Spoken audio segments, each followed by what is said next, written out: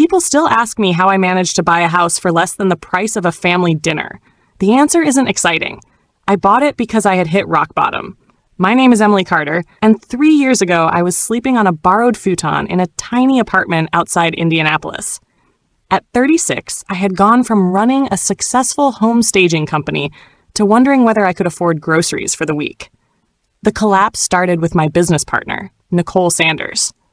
For 7 years, we built our company together. At least that's what I thought. Then one Friday afternoon, I discovered she'd quietly transferred our biggest clients to a new company under her sole ownership. By Monday morning, my access to company accounts had been revoked.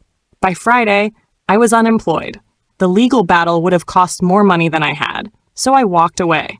For months, I drifted between freelance jobs, trying to stay afloat. Every day felt like treading water with bricks tied to my ankles.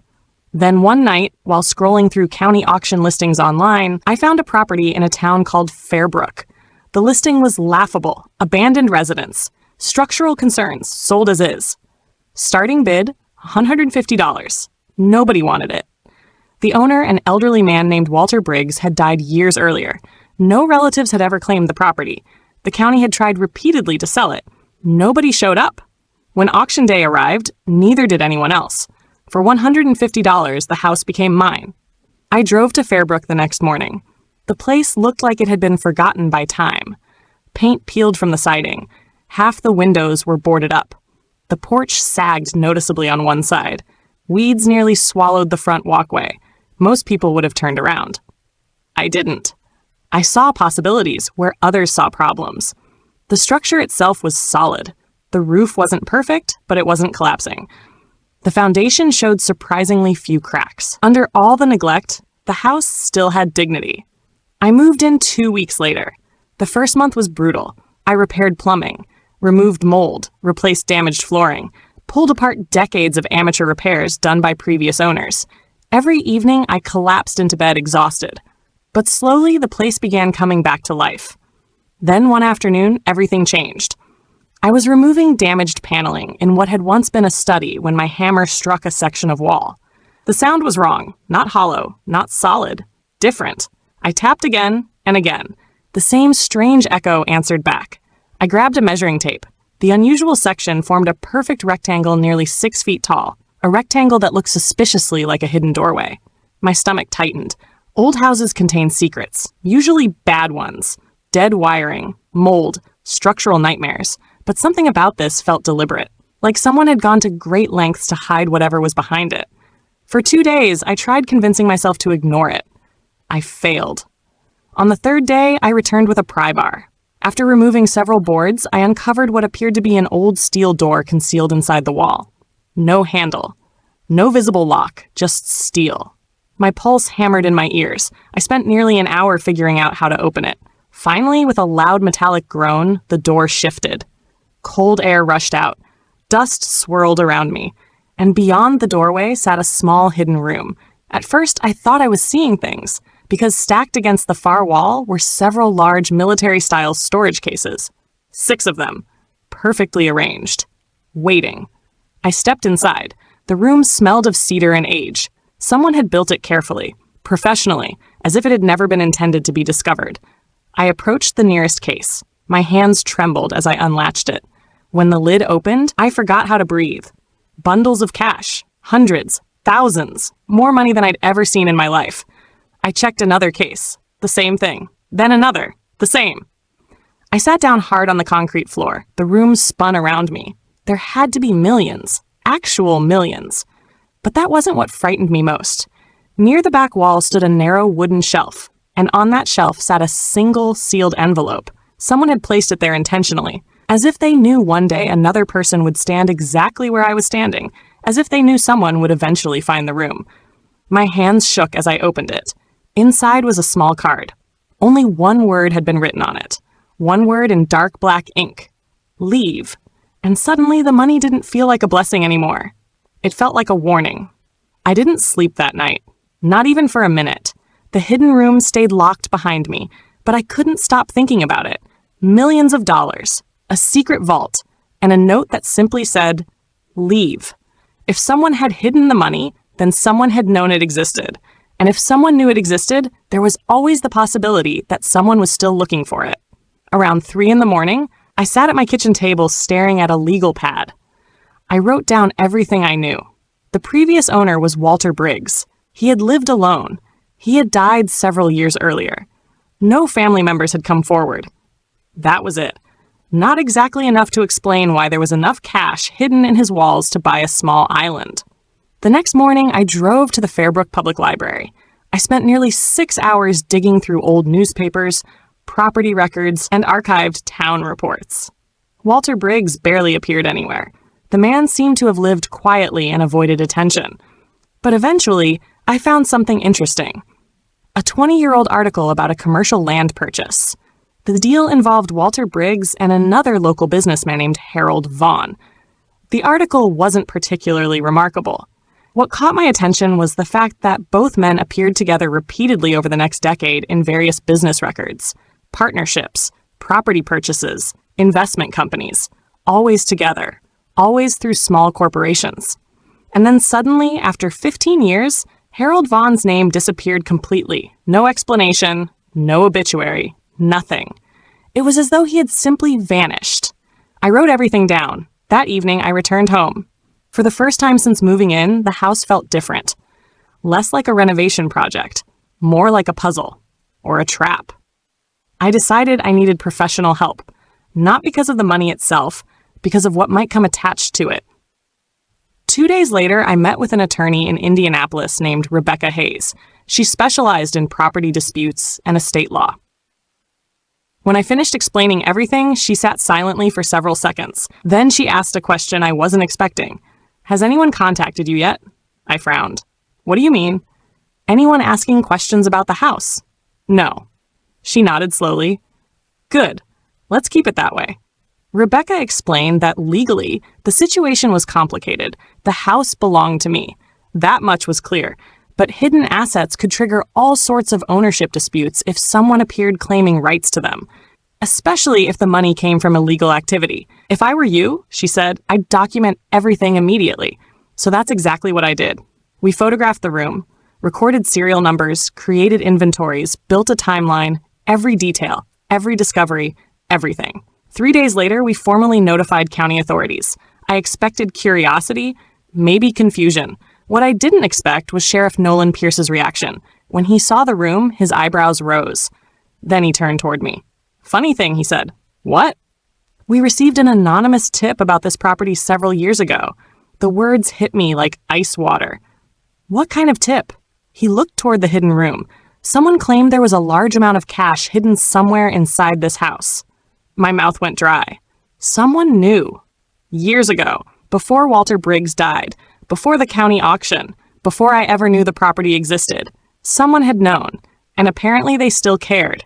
That night, I drove back home with a growing sense of unease. I checked my mirrors constantly. I noticed every car behind me, every shadow, every movement. Maybe I was being paranoid. Maybe not. Around 11 that night, my phone vibrated. Unknown number. I opened the message. The text contained only 7 words. "You found it before we could." I stared at the screen. A second message arrived. "Don't make this difficult." For several seconds, I couldn't move. Then I took screenshots, forwarded them to Rebecca, and called the sheriff. The next morning, Rebecca arrived at my house looking more concerned than I'd ever seen her. "I found something," she said. "What?" She placed a folder on the table. Inside were corporate records, property filings, business registrations, all connected to Walter Briggs and Harold Vaughn. But there was another name. A younger name. Someone still alive. Someone currently living less than 40 miles away. Ethan Vaughn, Harold Vaughn's son. A commercial developer with multiple properties throughout the county. The moment I saw the name, a terrible feeling settled into my stomach, because suddenly the anonymous tip made sense. The text messages made sense. The hidden money made sense. Someone had been waiting for that house, waiting for years, and instead of them buying it, a broke woman had purchased it for $150. Rebecca looked directly at me. "I think Ethan expected to recover that money someday." I swallowed hard. "And now?" She didn't answer immediately. When she finally spoke, her voice was calm. "Now he knows you got there first. A cold silence filled the room. Outside, wind rattled the branches against the windows. For the first time since finding the hidden room, I realized something important. The money wasn't the real problem. The real problem was whoever believed it belonged to them. And I had a feeling I was about to meet that person very soon. 3 days after learning about Ethan Vaughn, I received a phone call. Unknown number. I already knew who it was before I answered. Emily Carter? A calm male voice asked. Who's calling? A brief pause. My name is Ethan Vaughn. There it was, the name I'd been expecting. The name connected to the hidden money. The name connected to the anonymous tip years earlier. I think we need to have a conversation, he said. I stayed silent. My father worked with Walter Briggs for decades. The money you found wasn't random cash. It was part of an arrangement. What kind of arrangement? One that doesn't concern the government. That answer told me everything I needed to know. Ethan continued. My family has a claim to those funds. I'd rather handle this privately. I almost laughed. If he truly had a legal claim, he wouldn't be calling me directly. He'd be calling through a lawyer. I have an attorney, I said. You can contact her. Then I ended the call. Within minutes, I forwarded the recording to Rebecca. Her response came almost immediately. Good. Don't engage further. That should have been the end of it. It wasn't. 2 nights later, I returned to the house after spending the day meeting contractors. The moment I stepped onto the porch, I knew something was wrong. The back door stood slightly open. My stomach dropped. I had locked it that morning. Slowly, I stepped inside. Nothing appeared stolen. The television was still there. My tools were untouched. The furniture remained exactly where I'd left it. But somebody had definitely been inside. Cabinets were open. Drawers had been pulled out. Boxes had been searched. Files scattered across the floor. Whoever entered wasn't looking for valuables. They were looking for information. I immediately called the sheriff. Deputies arrived within 20 minutes. As they photographed the scene, I sat at the kitchen table trying to understand what had happened. Then it hit me. The phone call. The hidden room. The money. The years Ethan had spent waiting. Whoever broke in wasn't searching for cash. The cash was already under court supervision. They were searching for proof. Proof of ownership. Proof of whatever arrangement existed between Walter Briggs and Harold Vaughn. And if such proof existed, it was probably still somewhere inside the house. That realization changed everything. The next morning, I began a systematic search. Not for money, for documents. Every room, every cabinet, every crawl space, every attic corner. If Walter Briggs had hidden millions inside the walls, he could have hidden paperwork too. For 2 weeks, I searched. Nothing. Then on a rainy Thursday afternoon, I climbed into the attic. Most of it contained junk, old lamps, broken furniture, boxes of forgotten belongings. Near the back wall sat a dusty wooden crate filled with vinyl records. I almost ignored it. Almost. Then I noticed one record sleeve felt strangely heavy. Inside, folded between 2 pieces of cardboard, was a packet of yellowed papers. 4 handwritten pages, signed, dated, and extremely detailed. I sat cross-legged on the attic floor and began reading. With every page, my pulse accelerated. By the time I finished, I understood exactly why Ethan Vaughn wanted those documents, and exactly why somebody had broken into my house looking for them. The papers described a long-running financial operation between Walter Briggs and Harold Vaughn. Not a legitimate business. Not even close. They had spent years helping local criminals hide cash, using shell companies, fake transactions, property purchases, layer after layer designed to disguise where money came from. The document even specified ownership percentages. Walter received 60%. Harold received 40%. But one clause stood out above everything else. If either partner died, all assets transferred to the surviving partner. Not to children, not to relatives, not to heirs. The surviving partner inherited everything. I read that paragraph 3 times. Harold Vaughn had died first, which meant his interests transferred to Walter. And when Walter later died without heirs, the assets remained with the property. The property I had legally purchased. Ethan Vaughn had no claim. None. Not legally. Not morally. Nothing. I immediately called Rebecca. An hour later, she arrived and read every page herself. When she finished, she looked up slowly. This changes everything. I thought so too. No, she said. You don't understand. These papers don't just destroy Ethan's claim. She tapped the document. They expose an entire criminal operation. The room suddenly felt colder. Rebecca continued, "If these records are authentic, prosecutors are going to become very interested." What happens now? We hand everything over. The next morning, we met with county investigators. I gave them the original documents, the threatening messages, the phone call recording, the break-in report, everything. For the first time since finding the hidden room, I felt like I wasn't reacting anymore. I was moving forward, building a case, creating a record, taking control. But Ethan Vaughn wasn't finished. Not even close, because 3 days later he showed up at my front door, and he didn't come alone. Standing beside him was an older woman with silver hair and sharp eyes, his aunt, his father's sister. The moment I saw them on my porch, I knew this wasn't a social visit. This was pressure, and they had come to make one final attempt to get what they wanted. The knock came just after 9 in the morning. I had been sanding trim in the dining room when I saw two figures standing on the porch through the front window. Ethan Vaughn and the older woman. Neither looked happy. Neither looked nervous. They looked prepared. I set down my sanding block, wiped the dust from my hands, and opened the door. But I stayed in the doorway. I wasn't inviting them inside. "Emily," Ethan said with a practiced smile. "Thank you for speaking with us." I didn't respond. The older woman stepped forward. "My name is Margaret Vaughn. Harold was my brother." There was a sadness in her expression that seemed almost convincing. Almost. "We're not here to argue," she said. "We're hoping to find a reasonable solution." I folded my arms. "What kind of solution?" Ethan glanced at his aunt before answering. "The money." Of course, everything always came back to the money. My father spent years building those investments alongside Walter. "Investments?" I asked. His jaw tightened slightly. "A business arrangement." I almost laughed at the wording. A business arrangement. That was certainly one way to describe a money laundering operation. Margaret spoke again. "We understand things have become complicated, but surely you recognize that some portion of those funds should remain with our family."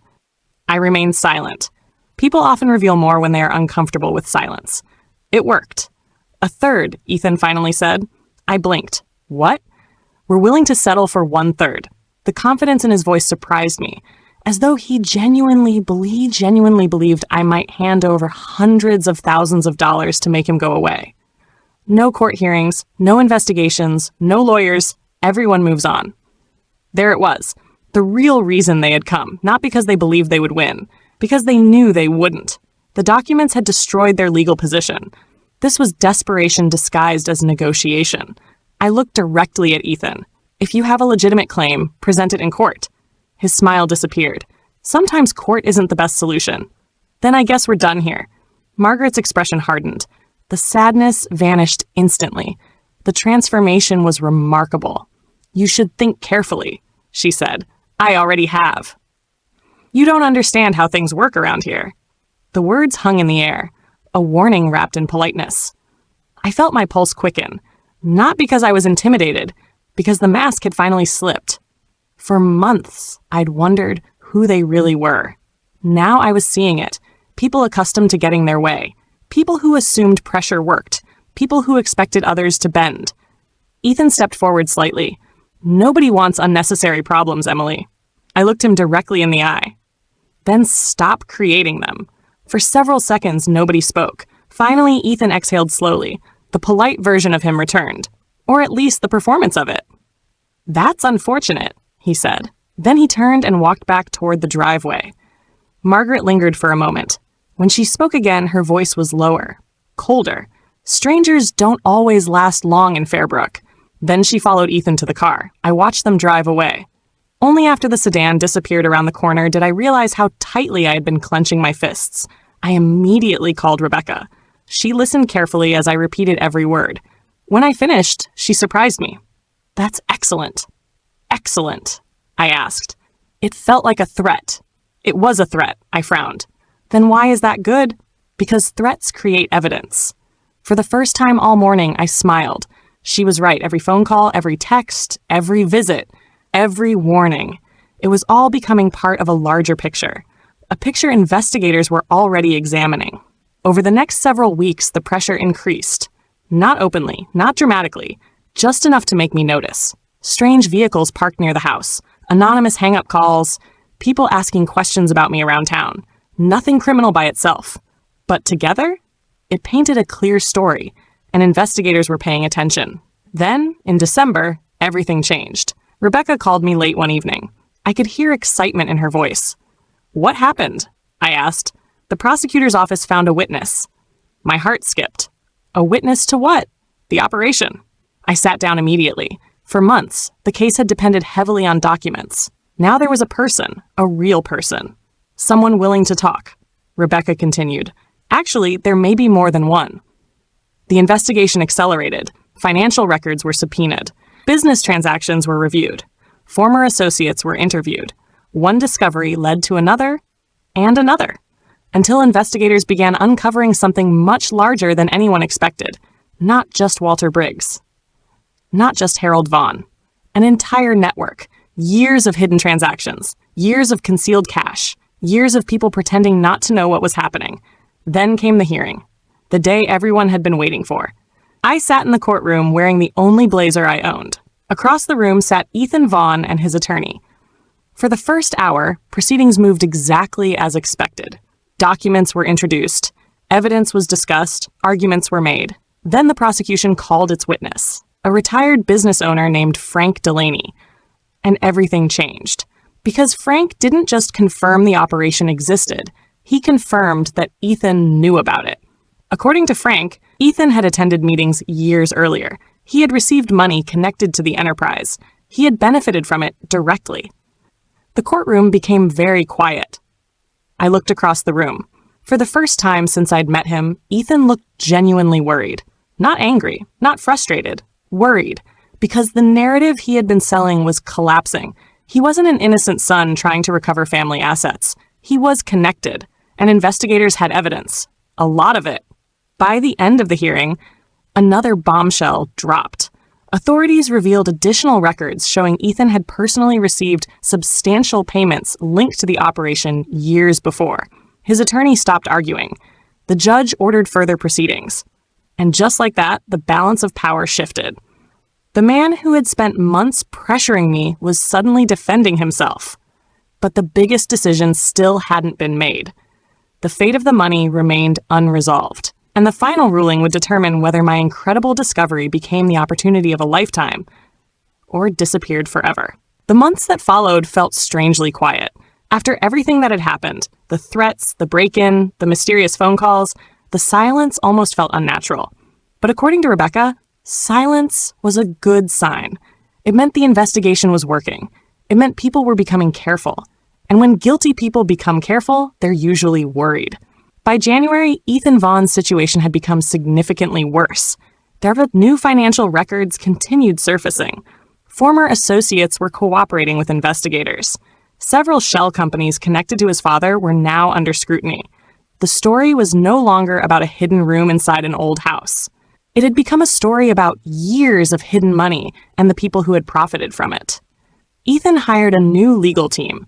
His previous strategy had completely collapsed. No one was talking anymore about family inheritance. No one was talking about moral claims. Now they were focused on damage control. Meanwhile, my life slowly returned to normal, or at least as normal as life can be when millions of dollars are sitting in a court-controlled account waiting for a judge's decision.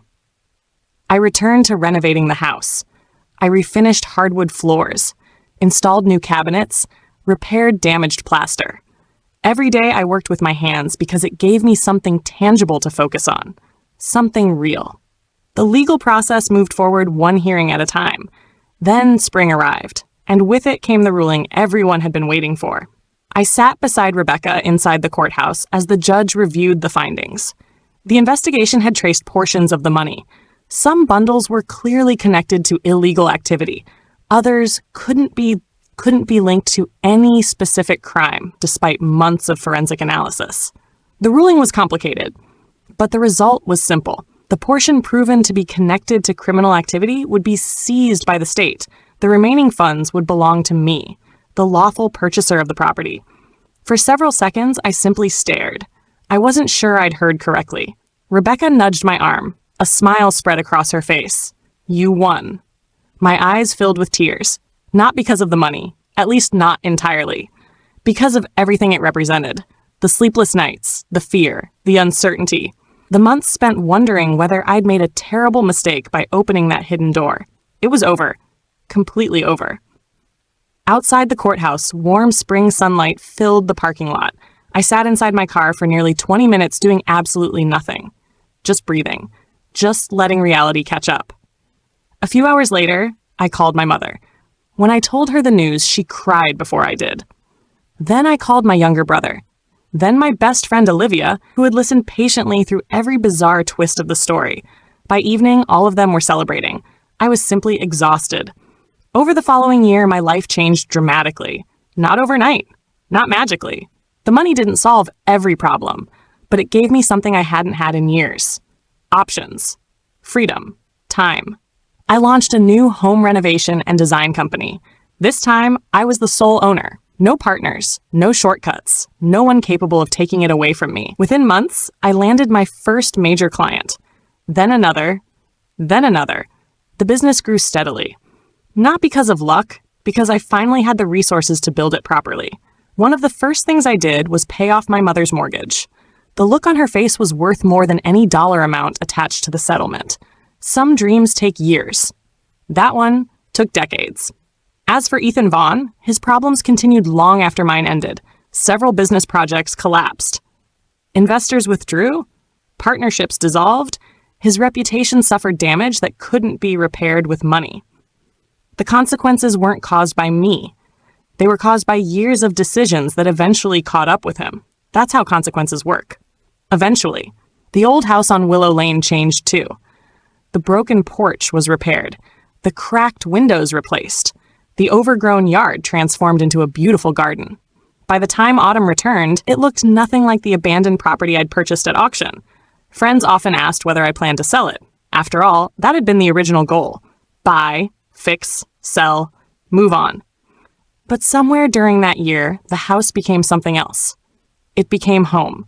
I had rebuilt it room by room, board by board, wall by wall. Every scratch and repair carried a memory, including the room where everything began. The hidden chamber no longer existed. After investigators finished their work, I removed the walls entirely and expanded the space into the dining room. Most visitors never realized there had once been a secret vault there. Only I knew. Well, me and one other person. Walter Briggs, the man who had hidden the money. The man who had left behind a single word warning. Leave. For a long time, I thought he meant leave the house. Now I think he meant something else. Leave the greed. Leave the fear. Leave before the money consumes your life the way it consumed his. One cool October evening, nearly 2 years after buying the property, I sat on the front porch watching orange leaves drift across the yard. The sunset painted the sky gold. The house glowed warmly behind me, and for the first time in a very long time, I felt completely at peace. I had started this journey broke, betrayed, and desperate. I ended it stronger than I had ever been. Not because I found hidden money, because I refused to let fear make my decisions, because I documented everything, because I trusted the right people, because I kept moving forward one step at a time. And sometimes that's all survival really is. One step, then another, until one day you look around and realize you've already made it through.